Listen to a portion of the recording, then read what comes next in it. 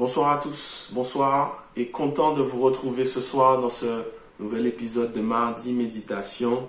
Nous allons entendre ce que Dieu a à nous dire ce soir. La méditation de ce soir s'intitule « Restez attachés à la grâce » et le passage se trouve dans Acte 13, versets 38 à 47. Acte 13, versets 38 à 47. Sachez donc, hommes frères, c'est l'apôtre Paul qui parle en fait, il termine une prédication qu'il est en train de faire. Sachez donc, hommes frères, que c'est par lui que le pardon des péchés vous est annoncé, et que quiconque croit est justifié par lui de toutes les choses dont vous ne pouviez être justifiés par la loi de Moïse. Ainsi, prenez garde qu'il ne vous arrive ce qui est dit dans les prophètes.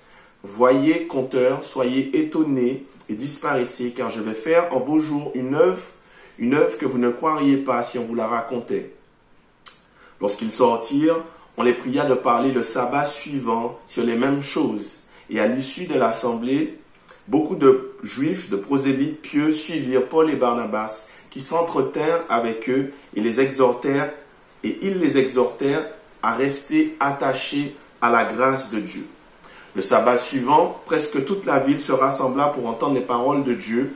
Les Juifs, voyant la foule, furent remplis de jalousie et ils s'opposaient à ce que disait Paul en le contredisant, en l'injuriant.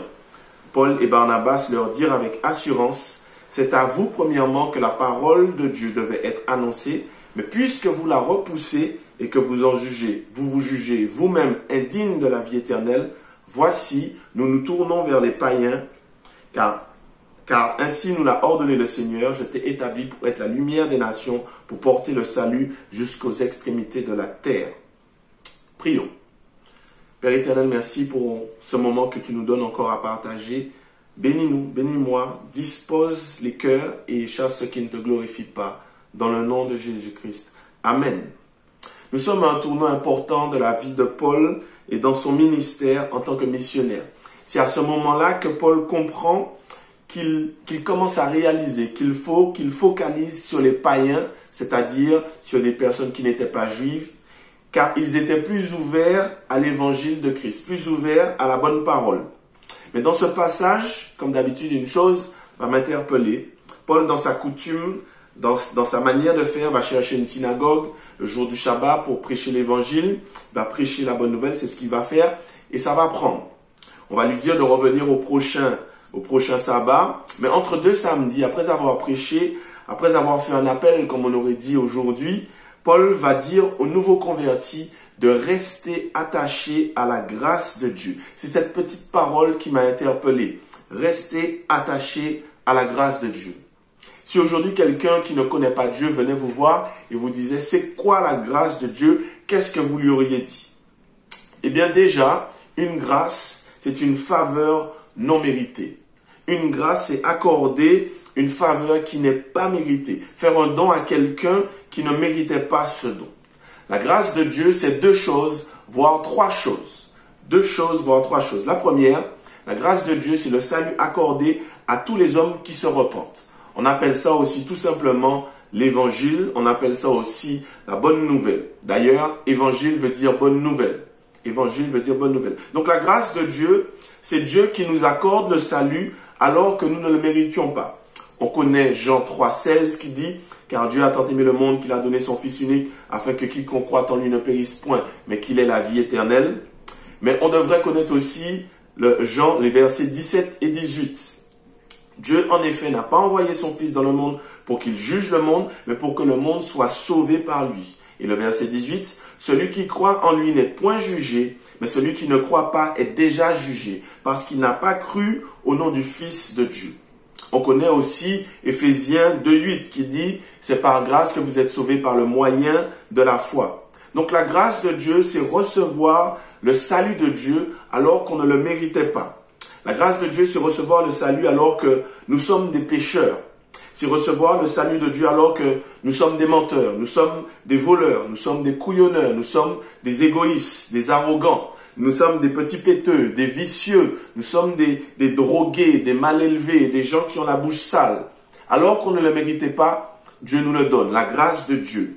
Tout ça, c'est recevoir Dieu si on se repent et si on croit au sacrifice de Jésus-Christ. Parce que On peut croire en Dieu, mais croire, je le dis souvent, croire, ce n'est pas seulement croire. Croire, c'est se repentir et c'est croire au sacrifice de Jésus. Se repentir de nos péchés et croire que Jésus-Christ a pris notre place à la croix. À la croix, c'est nous qui devions être là, mais Jésus a pris notre place. Il a pris la sanction. Donc c'est ça, la grâce de Dieu. C'est recevoir Dieu, se repentir et croire au sacrifice de Jésus. Donc ça, c'est premièrement la grâce de Dieu. Le salut accordé aux hommes, ce qu'on appelle aussi la bonne nouvelle. Paul leur a dit donc, restez attachés à la grâce de Dieu. En d'autres mots, gardez ça en tête. Vous êtes sauvés par grâce. Scellez ça en tête. Vous êtes sauvés par grâce. Vous vous êtes repentis de vos péchés. Vous avez renoncé au péché. Vous avez cru au sacrifice de Jésus. Vous êtes sauvés par grâce. Restez attachés à la grâce. La deuxième chose concernant la grâce, et j'ai envie de m'arrêter un petit peu sur un jeu de mots. Si l'évangile veut dire bonne nouvelle, la religion évangélique ou encore être évangélique, c'est être un porteur de bonnes nouvelles. C'est logique. Évangile veut dire bonne nouvelle. Donc si je suis évangélique, je suis censé être un porteur de bonnes nouvelles. Ce que j'essaie de vous dire, c'est que si Dieu m'a fait grâce, moi aussi à mon tour, je dois faire grâce. Si Dieu nous a fait grâce, nous aussi nous devons faire grâce. La deuxième chose pour expliquer la grâce de Dieu, c'est le pardon que nous devons accorder aux autres. Si Dieu m'a pardonné, je dois aussi pardonner aux autres. Si Dieu m'a fait grâce, je dois aussi faire grâce aux autres. Paul a dit aux nouveaux convertis, restez attachés à la grâce. Cela veut dire, d'aujourd'hui, de ce samedi jusqu'au samedi prochain, n'oubliez pas que Dieu vous a fait grâce, alors vous aussi faites grâce aux autres. N'oubliez pas que Dieu vous a pardonné, alors vous aussi pardonnez aux autres. Restez attachés à la grâce. Trop souvent, nous oublions de là où nous sortons.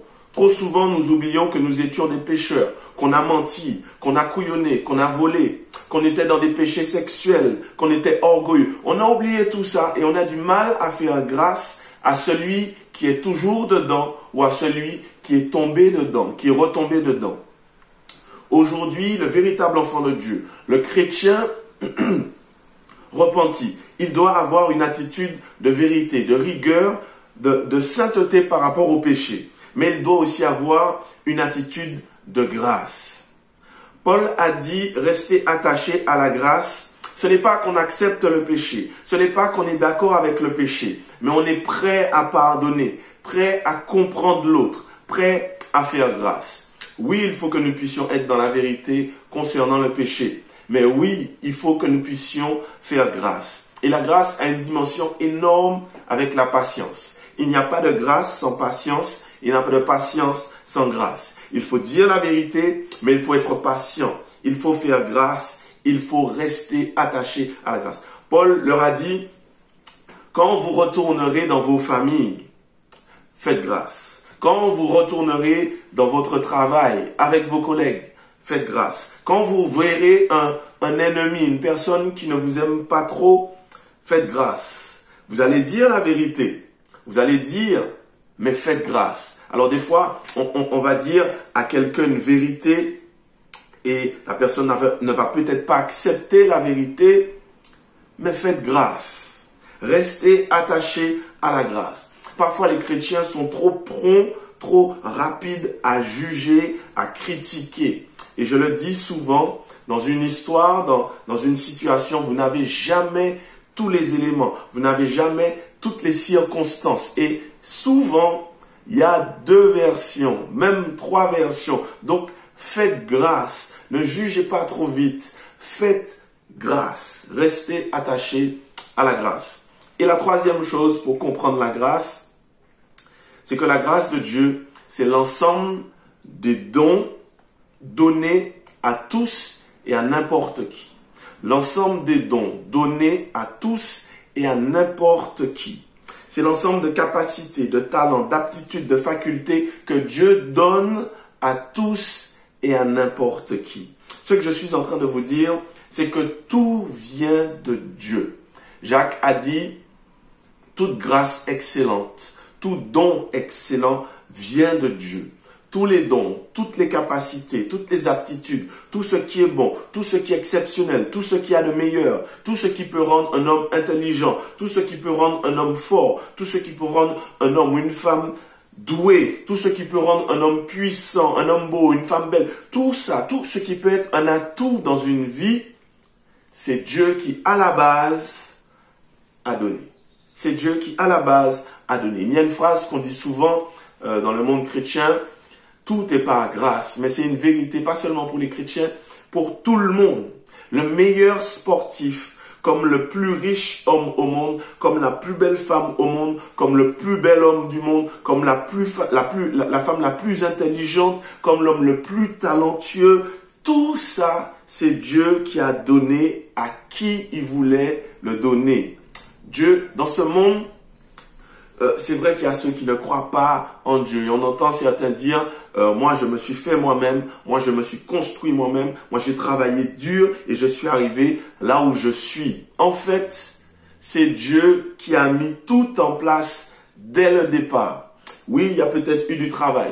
Il y a peut-être eu des efforts, il y a peut-être eu de la volonté, il y a peut-être eu des privations. Mais c'est Dieu qui a permis qu'il y ait quelque chose au départ, qui a permis qu'il y ait quelque chose ensuite, qui a permis qu'il y ait quelque chose après, qui a permis qu'il y ait une volonté, qui a permis qu'il y ait un vouloir. C'est Dieu qui, dès le départ, était là. Il est la source de tout ce qui est excellent. Qu'on le veuille ou non, tout c'est grâce à lui. Tout est par grâce. C'est lui l'auteur de la grâce. Et en fait, rester attaché à la grâce, c'est avoir une attitude de reconnaissance, avoir une attitude d'humilité. Parce qu'on comprend que ce que j'ai, c'est Dieu qui me l'a donné. Rester attaché à la grâce, c'est avoir une attitude de reconnaissance et d'adoration aussi.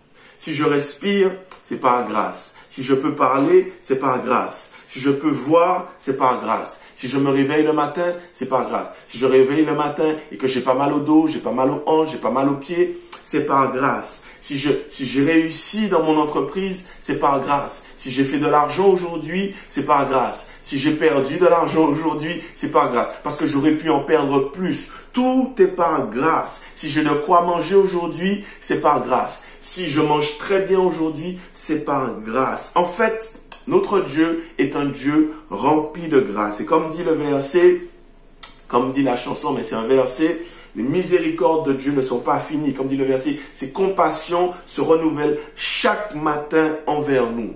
Donc, si on comprend que Dieu est un Dieu de grâce, automatiquement, on est reconnaissant, on est un adorateur sincère. Paul a dit, restez attachés à la grâce. Et c'est mon conseil pour vous ce soir. La grâce de Dieu, c'est le salut offert à nous. La grâce de Dieu, c'est le pardon offert aux autres. C'est le non-jugement aussi. Mais la grâce de Dieu, c'est enfin les dons que Dieu donne, les aptitudes, les talents que Dieu donne à tout le monde. Restez attachés à la grâce. Prions. Père éternel, tu es un Dieu de grâce. Tu es un Dieu de faveur. Ce soir, nous bénissons ton nom et nous te remercions parce que tout ce que nous sommes, tout ce que nous avons, c'est toi qui nous l'as donné. Tout ce que nous avons réussi, c'est toi qui l'as permis. Ce soir, nous voulons être reconnaissants pour chaque chose, les petites comme les grandes que tu as fait. Tout est par grâce. Mais ce soir, nous voulons aussi rester attachés à la grâce parce que nous comprenons que tu nous offres le salut. Tu nous as sauvés, tu nous as pardonnés alors que nous ne méritions rien. Nous étions des pécheurs. Ce soir, nous comprenons aussi que nous devons faire grâce aux autres. Seigneur, touche-nous, transforme-nous afin que nous puissions faire grâce aux autres. Pardonne-nous quand nous ne l'avons pas fait. Pardonne-nous quand nous avons été trop durs au nom de la religion, parfois même au nom de ton nom, Seigneur. Fais-nous grâce afin que nous puissions faire grâce aux autres. Je te remercie pour le Dieu de grâce que tu es. Je te bénis encore et nous voulons être attachés à ta grâce. C'est dans le nom de Jésus que je t'ai prié et que je te dis merci pour toutes ces grâces. Au nom de Jésus. Amen. Ce soir, je veux aussi donner l'opportunité à celui ou à celle qui ne connaît pas Dieu. Il y a une grâce qui est disponible.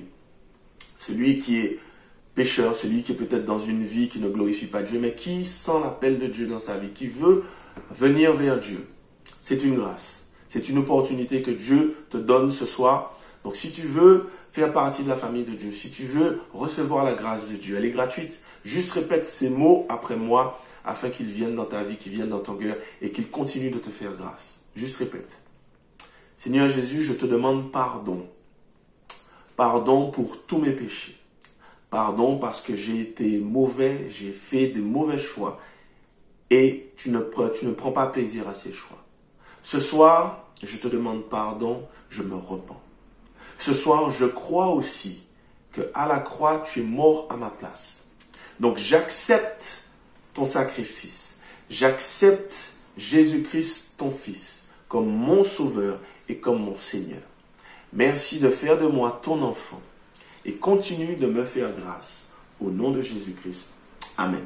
Si vous avez fait cette petite prière de repentance, vous êtes désormais un enfant de Dieu. À vous de marcher dans la grâce de Dieu, avec la grâce de Dieu, selon sa parole. Si vous voulez m'appeler, je me ferai une joie de prier encore avec vous et de vous encourager. Que Dieu vous bénisse et je vous dis à tous à mardi prochain pour un nouvel épisode de Mardi Méditation. Restez attachés à la grâce. À mardi prochain, Dieu voulant. Soyez bénis. Allez, bye.